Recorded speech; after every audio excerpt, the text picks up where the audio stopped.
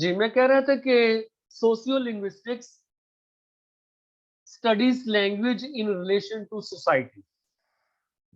Sociolinguistics has focused on variety of language. First variety of language that I mentioned is code.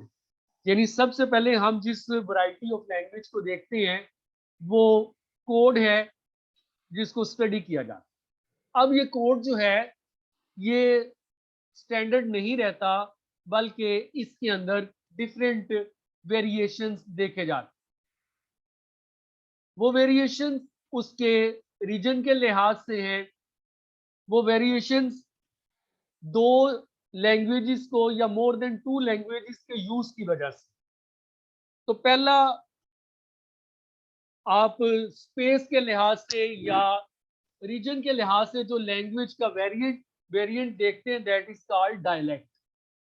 Dialect mean regional form of language. We can से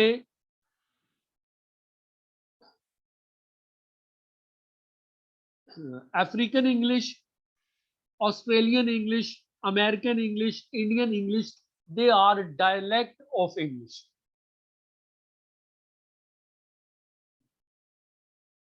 Cockney, that is spoken in London, that is the famous dialect of London English. So dialect is region centered, area centered. एक area से दूसरे area में, एक reason से दूसरे reason जाने से जो लैंग्वेज की चेंजेस हैं वो डायलेक्ट में स्टडी की जाती. Dialect is further focus in isolect and sociolect. यानी एक इंसान की अपनी लैंग्वेज में भी वेरिएशंस देखे जाते हैं, वो उसकी डिफरेंट लोकेशन में प्रेजेंस की वजह से हो.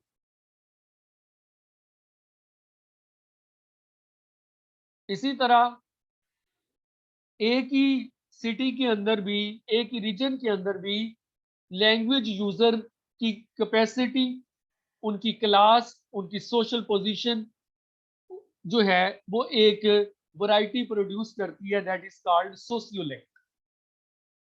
यानी अगर एक सिटी के अंदर यूनिवर्सिटी ग्रेजुएट है वो इंग्लिश बोलता है, जैसे कैम्ब्रिज ग्रेजुएट है, या और इसके मुकाबले में एक कोबलर है, एक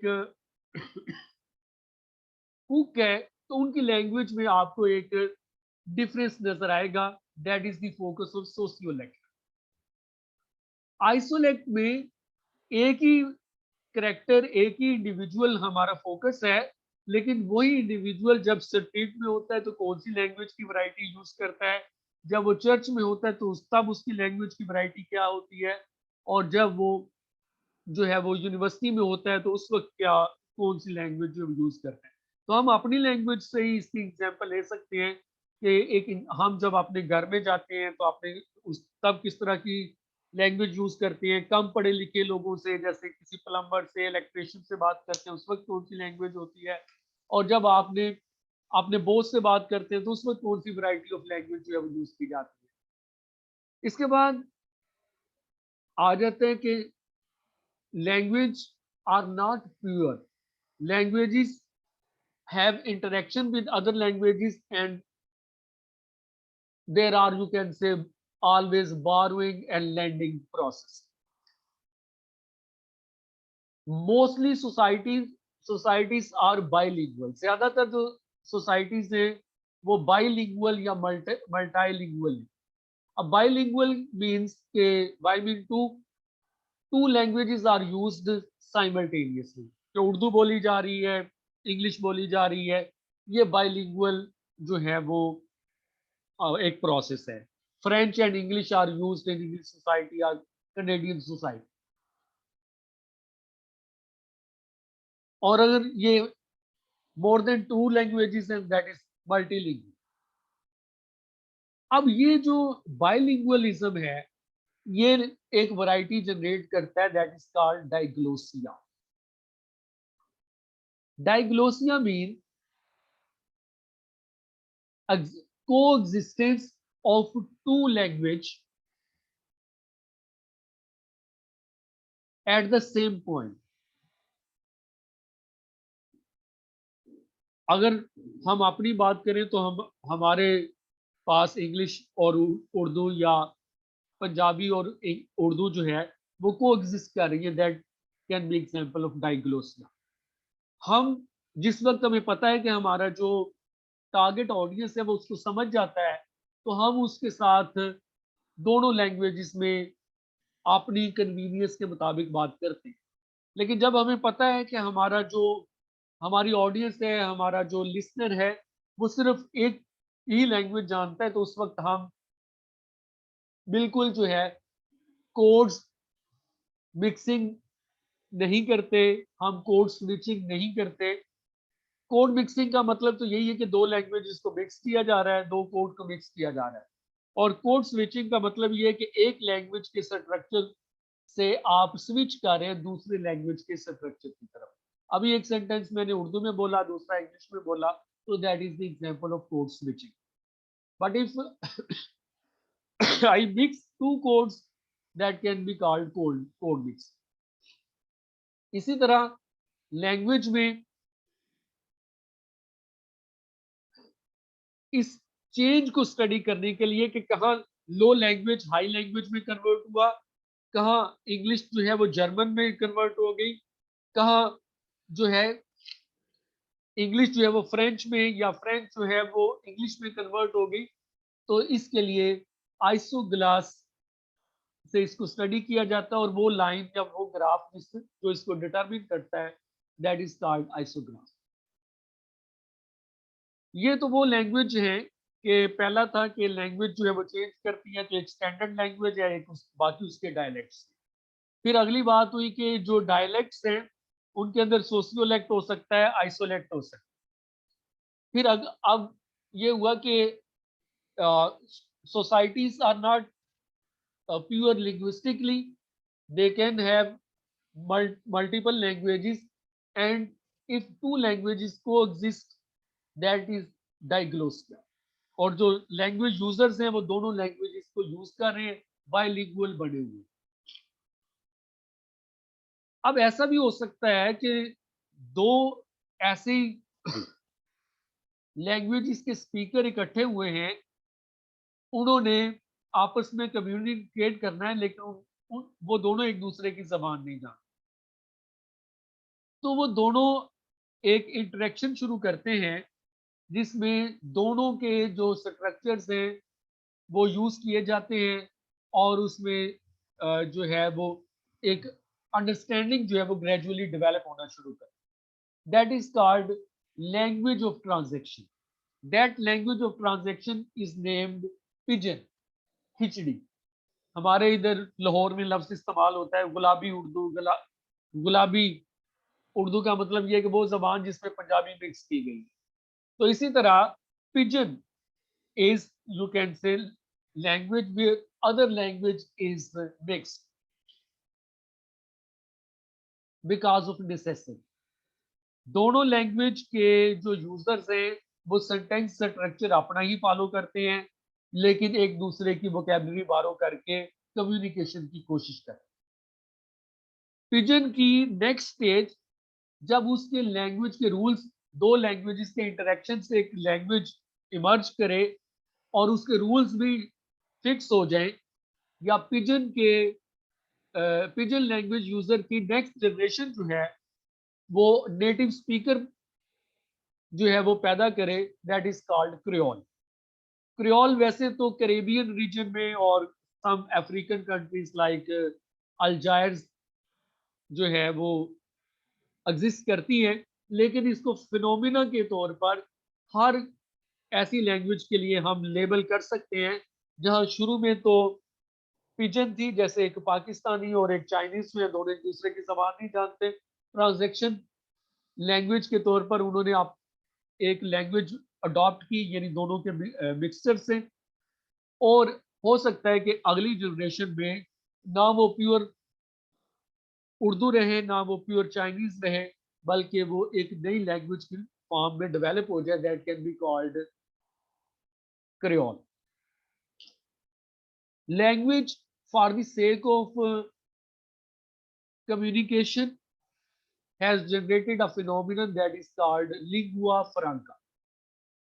Lingua franca जो है इसकी सारी हिस्ट्री तो ट्रेड की है, लेकिन 20th और 21st सेंचुरी में हम देखते हैं कि लिंगुआ फ्रैंका जो है वो एक ग्लोबल वर्ल्ड और एक ग्लोबल विलेज बन गया है, और उसके अंदर जो है वो कम्युनिकेशन की जरूरत समझी जा रही है, और वो लोग वो कौमें जिनकी वो जबानें नहीं है या वो जबान नहीं है, वो लिंगुआ फ्रैंका बनने की कोशिश कर। इंग्लिश लिंगुआ फ्रैंका के तौर पर दुनिया के डोमिनेंट हिस्से में इमर्ज किया। इसी तरह अफ्रीकन रीजन में फ्रेंच लैंग्वेज ने लिंगुआ फ्रैंका के तौर पर इमर्ज किया। हमारे इंडियन सब कॉन्टिनेंट में कहा जा सकता है कि हिंदी जो है वो लिंगुआ फ्रैंका की एग्जाम्पल है। और अभी 21st सेंचुरी में जब हम देखते हैं कि शंघाई कोऑपरेशन ऑर्गेनाइजेशन में जो लैंग्वेज ऑप्ट की है वो चाइनीज लैंग्वेज, यानी कम्युनिकेशन के लिए उन्होंने चाइनीज लैंग्वेज को ऑप्ट किया है। अब जाहिर है कि वो लोग जो शंघाई कोऑपरेशन ऑर्गेनाइजेशन के मेंबर हैं वो चाहेंगे कि हम चाइनीज लैंग्वेज में ज्यादा से ज्यादा अपने कम्युनिकेशन करें। तो Chinese language is going to become a lingua franca for certain states, for certain reasons. तो आज के लिए इतना ही है कि पहले लिंग्विस्टिक और उसके मेजर एरियाज, और उसके बाद सोशियो लिंग्विस्टिक्स में उसकी डेफिनेशन और उसकी वैरायटी। इसको मैं यहाँ पे कंक्लूड करता हूँ, लेकिन कोई क्वेश्चन है तो आप प्लीज पूछिए। Jasmine, you have raised your hand please. Sir ये आपने बोला लिंगुआ फ्रैंका जो है ये चाइनीज लैंग्वेज है, तो मैंने कहीं पे पढ़ा था कि इंग्लिश है। मैंने ये नहीं कहा कि कोई एक लैंग्वेज लिंगुआ फ्रैंका होती है।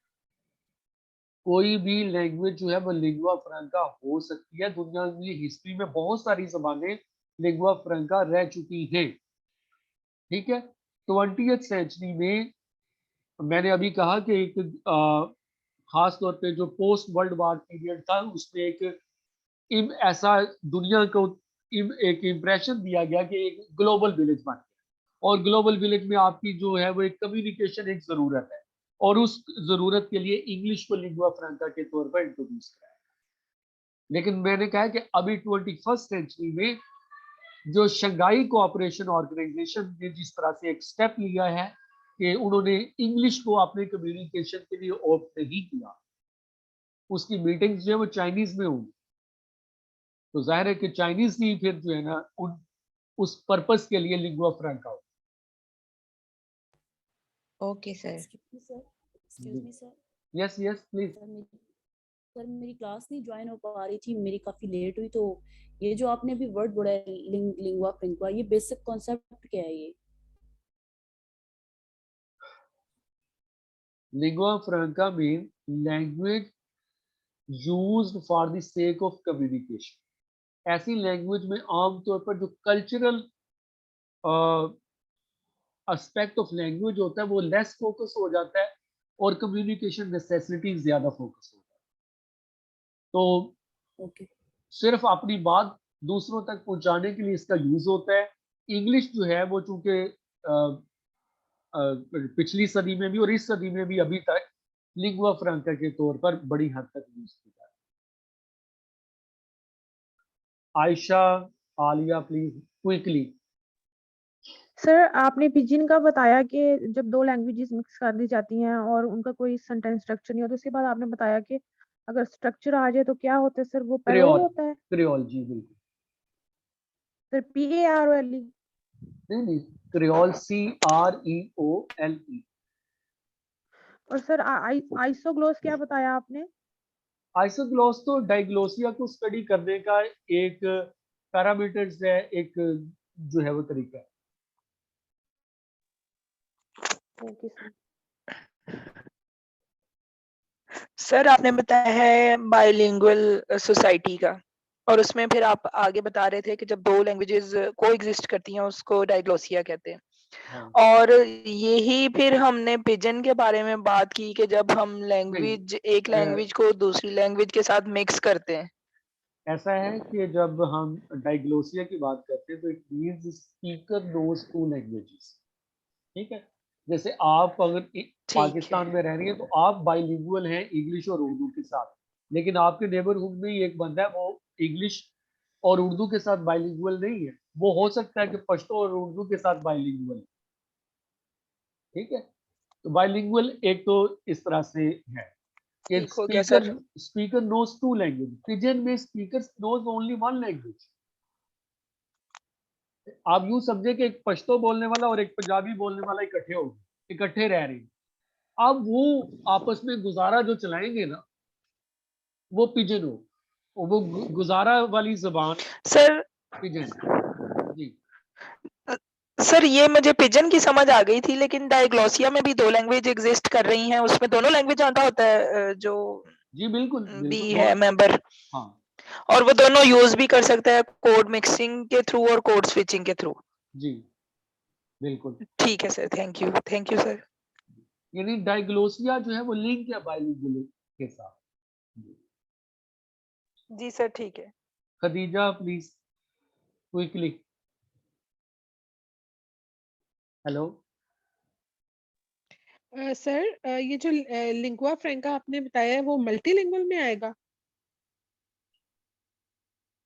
लिंगुआ फ्रैंका तो बेसिकली एक लैंग्वेज होती है, और जी जी। उसके जो यूजर्स हैं वो किसी एक रीजन या एक कंट्री के बजाय वो उनके कह लें कि बहुत सारी नेशंस, बहुत सारी कम्युनिटीज, बहुत सारे ग्रुप उसके यूजर बन जाते हैं। एक आउट एक आउट ऑफ लैंग्वेज को यूज करते हैं। हाँ, जी उसका पास्ट हिस्ट्री तो ट्रेड था ना, कि तजारत करनी है जी एक बंदे ने, तो अब वो अरबी बोलता है, लेकिन उसने अपना माल जो है वो टर्की को भी बेचना है, ईरान को भी बेचना है, इंग्लैंड को भी बेचना है।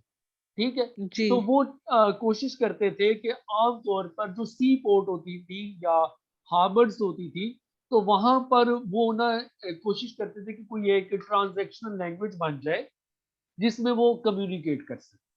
तो वो कई ऐसी जी ठीक है। एक्सपेरिमेंट होते रहते थे, वो उस वक्त लिंगुआ फ्रैंका बन जाती थी उस रीजन में आमतौर पर। अब ज्यादा डेवलप ठीक है। सिस्टम है, ज्यादा डेवलप वर्ल्ड है, तो यहाँ पर इंग्लिश लिंगुआ फ्रैंका बन गई 20th सेंचुरी में।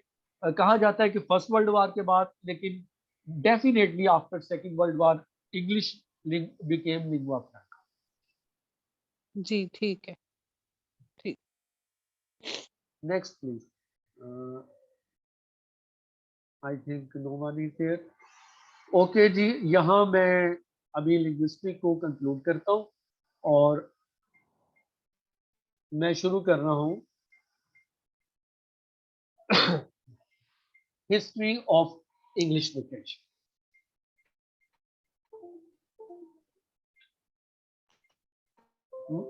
मरियम प्लीज अनम्यूट करके पूछिए।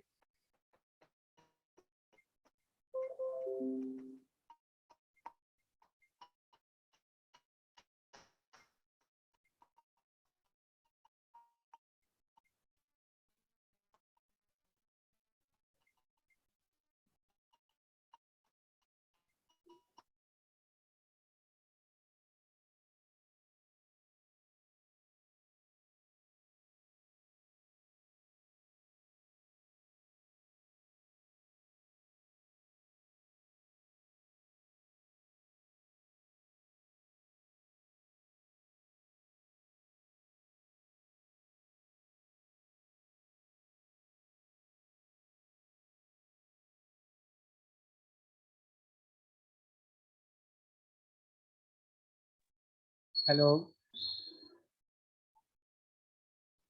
Yes sir. Yes sir. Mariam, आप कुछ कहने लगे?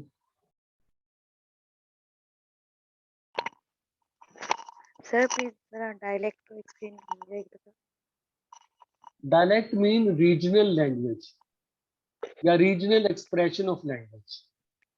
एक लैंग्वेज का वो खास अंदाज, वो खास वोकेबलरी, वो खास स्ट्रक्चर जो किसी खास इलाके में इस्तेमाल होता है और वो अपनी एक डिस्टिंक्ट जो है वो पहचान रखता है, उसको हम डायलेक्ट कहते हैं।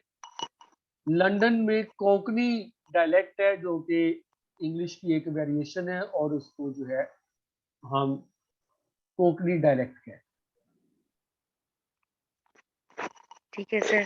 और सर ये जो आपने ऊपर बताया था कि जो बेसिक कंपोनेंट्स ऑफ लैंग्वेज हैं जैसे फोनोलॉजी फोनेटिक्स, तो सर इनको हमने जस्ट बेसिकली करना है या इनको गो थ्रू कंप्लीट करना है, जैसे हमने नहीं, आपने उसमें जस्ट डेफिनेशन, आपका अच्छा लिंग्विस्टिक में बिल्कुल भी डिटेल में नहीं जाना, जस्ट डेफिनेशन जो है वो सफिशिएंट है, या रिकग्निशन के लिए कुछ एग्जांपल हो, ठीक नॉट है, मोर। मींस कि सर इनका बेसिक कॉन्सेप्ट जो है वो माइंड में रखना है। हाँ, वो बस आपने समझना, हाँ उसको आप रिलेट करके एक दूसरे से, जैसे अभी मैंने कहा तो क्रियोल और पिजन, तो क्रियोल और पिजन में क्या फर्क है, डायलेक्ट क्या होता है, डायलेक्ट और डायग्लोसिया में क्या फर्क है, तो ये चीजें आपने खुद इस तरह से डिफरेंशिएट करके सीखी। सर काइंडली आइसो क्लास का बता दीजिएगा, मुझे उसकी क्लियरेंस नहीं हो रही। वैसे तो ये है कि अगर आप उसको ना भी करें तो कोई इतना इशू नहीं है। मैंने वो डायग्लोसिया जी। का एक सब पॉइंट है कि डायग्लोसिया को स्टडी करने के लिए, क्योंकि डायग्लोसिया में दो लैंग्वेजेस एग्जिस्ट कर रही, तो जब हमने ये स्टडी करना हो कि एक लैंग्वेज जो है किस डायरेक्शन में ट्रेवल कर रही है, लो से हाई की तरफ, हाई से लो की तरफ, कहाँ पर लैंग्वेज का स्टैंडर्ड है, कहाँ पर उसका डायलेक्ट है, तो ये जो लैंग्वेज चेंज को स्टडी करता है ये isograph. Thank you sir. Please सिर्फ जो लोग क्वेश्चन करना चाहते हैं वो अपने आप को अनम्यूट करें, बाकी अपने आप को प्लीज म्यूट ही रखें। जी प्लीज। प्लीज आपने अपने जो माइक है वो mute. Yes please.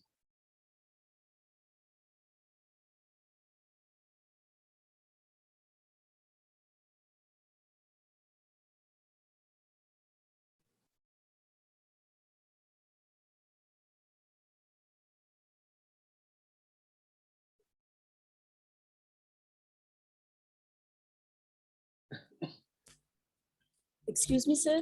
Ji sir ये जो लिंग्विस्टिक आपने पढ़ाया है इससे रिलेटेड आपने स्टूडेंट को कोई बुक आपने सजेस्ट की है या हमने आपके कॉन्सेप्ट को ही लेके चलना है? जी, मैंने book introduction to linguistics by Todd share की हुई है, उसी से मैंने ये जब आपको पढ़ा रहा था तो उसी से ही पढ़ा रहा था। बाकी मैंने कल की क्लास में भी ये बात कही थी कि जिन लोगों के पास न्यू किताब महल की जो हमारी इंट्रोडक्शन टू लिंग्विस्टिक बुक है, या फेमस की इस तरह के बुक है, या कॉलेज बुक डिपो की भी एक बुक है इंट्रोडक्शन टू लिंग्विस्टिक्स के नाम से, तो ऐसी कोई भी बुक जो बेसिक हो वो आप कंसल्ट कर सकते हैं। इसके अलावा आप किसी फॉरेन ऑथर की भी कर सकते हैं, लेकिन कोशिश करें कि वो बहुत शॉर्ट हो। तो मुझे जो सबसे शॉर्टेस्ट बुक नजर आई वो मैंने उसमें से करवाया है, वो आपको शेयर भी की। जी सर ठीक हो गया। जी, अब शुरू करते हैं इंग्लिश लिटरेचर के हवाले से। सबसे पहले मैं दो तीन छोटी छोटी एक्सप्लेनेशन देना चाहता हूँ। पहला तो ये है कि जब हम हिस्ट्री ऑफ इंग्लिश लिटरेचर की बात करते हैं तो हमें जहन में रखना है कि no age begins and no age actually ends. ना तो कोई दौर किसी खास दिन या साल में शुरू होता है और ना ही वो किसी खास साल और दिन में खत्म होता है। हाँ, पॉलिटिकली ऐसा हो सकता है, जिसे हम पॉलिटिकल हिस्ट्री कहते हैं, वहां तो मुमकिन है कि हम कहें कि king Henry seventh came into power in 1485 and he remained ruler till 1509, या Henry VIII came into power in 1509 and he remained ruler till 1547। ऐसा सियासी तौर पर तो बताया जा सकता है कि कब से कब तक हेनरी सेवंथ का पीरियड था, कब तक हेनरी एट्थ का, कब क्वीन एलिजाबेथ फर्स्ट का, कब किंग जेम्स फर्स्ट का। लेकिन थमेटिक एज जैसे मडीवल एज है, रेनेसांस एज है, रिस्टोरेशन एज है, रोमांटिक एज है, इनके बारे में आप इस तरह से पिन पॉइंट करके नहीं बता सकते। जैसे कोई साइंस में H2O होता है वाटर के लिए, तो ऐसा नहीं है कि फलां डेट जो है फलां साल इसका बिगनिंग और फलां साल इसका एंड। ये जो ईयर बनाए जाते हैं, हिस्टोरियन ने उसको डिटरमिन किया है, वो for the sake of convenience है, for the sake of consensus. तो एक लार्जर कंसेंसस की बुनियाद पर हम एजिस को एक बिगिनिंग बताते हैं और एक हम उसका एंड बताते हैं, और फिर हम उसका एक इवोल्यूशन और उसके डोमिनेंट ट्रेट्स बताते हैं। लिटरेरी हिस्ट्री में जहां हमारा फोकस थमेटिक एजिस है, उसी तरह एक हमारा जो कंसर्न है कि वो एजिस पूरे यूरोप में क्या थी और इंग्लैंड के अंदर क्या। तो एक इसको हमें थोड़ा सा बाउस्कात ये होता है कि पूरे यूरोप में अगर एक चीज हुई है तो जरूरी नहीं कि वो इंग्लैंड के अंदर भी वैसे ही हो, उसका कोई वेरिएशन वेरिड वर्जन भी हो सकता है, और ये भी हो सकता है कि सिरे से वो पॉइंट वहां पर मिस या उसकी कोई एग्जेजरेटेड फॉर्म हो। एक जो पॉइंट है कि जिसको हम आज ब्रिटेन या यूके यूनाइटेड किंगडम कहते हैं, ये हमेशा से ऐसे नहीं था। कोई भी आप कंट्री जो है उसकी हिस्ट्री में जाते हैं तो वो जैसे आज नजर आता है वैसे नहीं था। हमारा पाकिस्तान डेफिनेटली 16 दिसंबर 1971 की शाम तक वो पाकिस्तान नहीं था जिसमें मैं और आप आज बात कर रहे हैं। और हमारे ज़हन में कश्मीर से लेकर कराची तक का पाकिस्तान आता है, और हम जो है वो पाकिस्तान का वो हिस्सा जिसे कभी ईस्ट पाकिस्तान कहते थे, अब हम उसको बांग्लादेश। इसी तरह इंग्लैंड जो है ये ब्रिटेन का एक डोमिनेंट पार्ट, हम यूं भी कह सकते हैं जैसे पाकिस्तान में रीजन एरिया वाइज जो है हमारा प्रोविंस बलोचिस्तान है, या पॉपुलेशन के लिहाज से जैसे हमारा प्रोविंस पंजाब है, तो इंग्लैंड वैसा ही है Britain. Britain in a way Britain has 4 states: England, Scotland, Wales and Northern Ireland। आज के इंग्लैंड की हम ये बात कर रहे हैं, और एक छोटा सा हिस्सा है जो रिपब्लिक ऑफ आयरलैंड के नाम से एक अलग मुल्क बन चुका है, लेकिन 1921 तक 1921 तक ये रिपब्लिक ऑफ आयरलैंड भी कई तकरीबन कोई 3 सदियों के करीब ब्रिटेन का हिस्सा रहा। लेकिन जब आप मिडिवल एज की बात करेंगे या रेनेसांस एज की बात करेंगे तो आपको इंग्लैंड एक अलहदा शुरू में अलहदा एंटिटी के तौर पर नजर आएगा और ब्रिटेन की बात नहीं होगी। इसी तरह स्कॉटलैंड, आयरलैंड और वेल्स है वो ब्रिटेन का उस तरह से ऑफिशियल पार्ट नहीं। स्पेशली मिडिवल एज में और रेनेसांस में क्वीन एलिजाबेथ के टाइम तक ये डिस्टिंक्शन है कि इंग्लैंड एक अलहदा मुल्क की तरह का वजूद रखता है। उसको आप समझ लीजिए या तो वो नेशन स्टेट बनने के प्रोसेस में है या एक नेशन स्टेट की तरह लगता है, अगर नेशन स्टेट ग्रेजुअली डेवलप की है। अब ये वजाहत जो मैंने दी है, इसके बाद मैं बात करता हूँ medieval age. Medieval is Latin word for middle, तो जिसको हम इंग्लिश में मिडल कहते हैं उसी को लैटिन लैंग्वेज में मिडिवल। तो middle ages, medieval ages are same. Medieval age usually refers to about 900 years or 1000 years. We can say from mid 6th century to 15th century England की history के अंदर अगर बात करें, दैट इज medieval age. और European history में देखें तो तकरीबन 5वीं सदी से लेकर 14वीं सदी तक ये medieval age का जमाना. medieval age जब किसी जमाने को इतना तकरीबन 1000 साल के करीब बन रहा है, उसको इकट्ठा करके बात करेंगे तो उसके बहुत सारे पॉइंट जो है वो जनरलाइज हो जाएंगे, सिंप्लीफाई हो जाएंगे, और हो सकता है कि वो मुख्तलिफ इलाकों में उनकी जो वैरायटी थी हम उसको उस तरह से बयान ना कर सकें. अब इस लिहाज से जब medieval एज की हम बात करते हैं कि medieval age is age of religion, it is the age of Christian और Christendom. First point, age of religion, faith and Christianity and Christendom. Second, it is the age of belief in authority, hierarchy or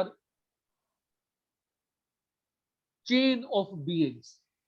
यानी इस जमाने में एक तरफ तो authority को माना जाता था, और चाहे वो अथॉरिटी रिलीजन में पोप की है, चर्च की है, बाइबल की है, स्टेट में किंग की है, और फैमिली में पैट्रियार्क या एल्डर या फैमिली हेड की है अथॉरिटी को, और एग्रीकल्चरल अरिस्टोक्रेसी में फ्यूडल की है, वार में नाइट की है, तो उस अथॉरिटी को माना जाता. दूसरी बात थी कि चेन ऑफ बीइंग एक medieval कॉन्सेप्ट है जो रेनेसांस एज में भी कंटिन्यू किया. उसमें वो ये था कि एक चेन बनी हुई है हाई से लो की तरफ, जिसमें गॉड सबसे ऊपर है और एक आम इंसान जो है वो कॉमन मैन जिसे हम कहते हैं, और जिसे वो लोग एवरी मैन कहते थे, वो सबसे नीचे. गॉड के बाद सेकंड इन कमांड जो है वो किंग है, किंग के बाद ड्यूक है. इस तरह ये सिलसिला चलते हुए एक सोशल सेटअप में खत्म होता है जाके एवरी मैन, और एक चर्च की हायरार्की में पोप से शुरू होता है और पार्सन पे खत्म होता है. Pope is the highest authority, parson is the lowest. तो पहला पॉइंट था कि एज ऑफ बिलीफ है, फेथ है, क्रिश्चियनिटी है. दूसरा ये कि ये एज जो है ये हायरार्की है, चेन ऑफ बीइंग है. इसमें मीन ऑफ इनकम क्या है? मीन ऑफ इनकम इसमें लैंड है, एक अग्रेरियन सोसाइटी है, और ये अग्रेरियन सोसाइटी जो है वो लैंड और लैंड रेवेन्यू पर और लैंड प्रोड्यूस पर डिपेंड करती है. ऐसे कल्चर में, ऐसे सिस्टम में जो एक जमींदार है, अरिस्टोक्रेट है, उसको एक प्रिविलेज्ड पोजीशन हासिल, और वो अरिस्टोक्रेट जो है फ्यूडल की सूरत में अपने इलाके को कंट्रोल करता है, उसे कई किस्म के लीगल पोजीशन भी हासिल. यही फ्यूडल जो है और जो अरिस्टोक्रेट है वो वार लड़ने के लिए नाइट्स को सपोर्ट करते. तो और क्या मैं गई थी से नाइट को, नाइट KNIGHT नाइट, सिपा सलार, नाइट को सपोर्ट करते हैं. और ये नाइट जो है ये क्या कर रहे हैं? medieval एज में हम देखते हैं कि Catholic Christianity, Roman Catholic Christianity और सुन्नी मुसलमानों की जंगें होती, और सुन्नी मुसलमानों और रोमन कैथोलिक क्रिश्चियंस के दरमियान क्रूसेड्स लड़े गए थे, जिनको आप जानते हैं कि 8 क्रूसेड्स थे. अब ये क्रूसेड्स जो है ये इसमें नाइट का एक सिग्निफिकेंट पार्ट है, और नाइट का जो स्पॉन्सर है दैट इज स्टूडेंट, एक जमींदार जागीरदार। मिडिवल एज में चूंकि डेवलपमेंट साइंस की, टेक्नोलॉजी की बहुत ही थोड़ी है, आर्किटेक्चर के बहुत पुराने मॉडल्स फॉलो किए जा रहे हैं, इसलिए रिहायशें रहने के काबिल नहीं है,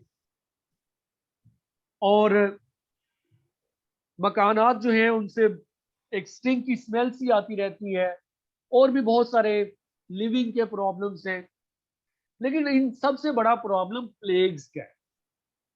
प्लेग्स आती हैं और पूरे पूरे शहरों को तबाह कर देती। These plagues are ravages of plagues, they terrify the people, लोगों को बेबस करती हैं, खौफजदा करती हैं, और ये इमेज बन गया है कि ये डार्क पीरियड है, डार्क एज है।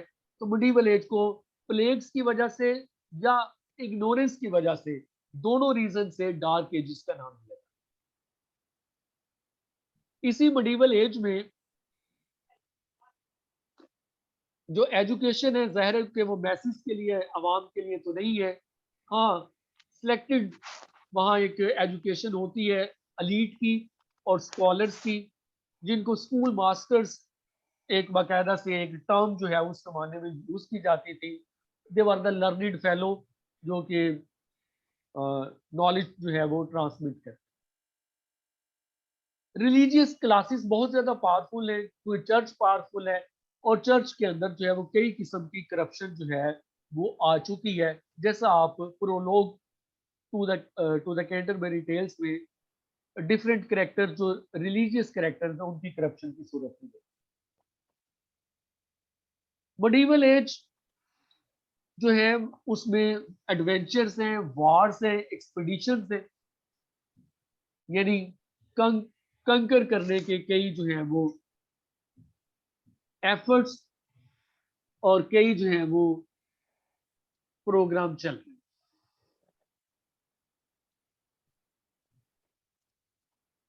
मेरा ख्याल है कि मीटिंग का टाइम जो है वो खत्म होने लगा है, तो अभी मैं दोबारा जो है वो एक मीटिंग को ज्वाइन आपको कहूँगा कि करें सेम आईडी के साथ, तो उसमें हम जो है इसको करें।